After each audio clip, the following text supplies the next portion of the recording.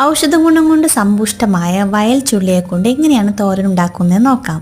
ഇതിന്റെ ഔഷധ ഗുണം രണ്ടോ മൂന്നോ വാക്കുകളുടെ പറഞ്ഞു തീരുന്നതല്ല. സർവൌഷധം എന്ന് വേണമെങ്കിൽ ഇതിനെ പറയാം. അപ്പോൾ ഇളയ ഇലയൊക്കെ നമ്മൾ പറിച്ചെടുത്തു. ചെറിയ മുള്ളുകൾ ഉണ്ടാകും. അത് പറ്റുന്നതൊക്കെ നമ്മളൊന്ന് നുള്ളിക്കളയുക. അതിനുശേഷം നല്ല വൃത്തിയായി കഴുകുക. അതിനുശേഷം നല്ല ചെറുതായി മുറിക്കുക. ഇതിൻ്റെ ഗുണങ്ങളെക്കുറിച്ച് മുമ്പ് ഒരു വീഡിയോ ഞാൻ വിശദമായി ഇതിൻ്റെ സയൻറ്റിഫിക് സ്റ്റഡീസിനെ കുറിച്ചൊക്കെ പറഞ്ഞിട്ടുണ്ട്. അത് കാണുന്നത് നിങ്ങൾക്ക് വളരെ ഉപകാരപ്രദമാകും. വയൽച്ചുള്ളി ഉണക്കി പൊടിച്ച പൊടി വെള്ളത്തിൽ തിളപ്പിച്ച് കുടിക്കുന്നത് ആർത്രൈറ്റിസ്, മുട്ടുവേദന, വേദന എന്നിവയ്ക്ക് നല്ലതാണ്. ഇൻസുലിൻ പ്രൊഡ്യൂസ് ചെയ്യുന്ന കോശങ്ങളെ സംരക്ഷിക്കുവാനും ഇത് വളരെ നല്ലതാണെന്നാണ് പഠനങ്ങൾ പറയുന്നത്.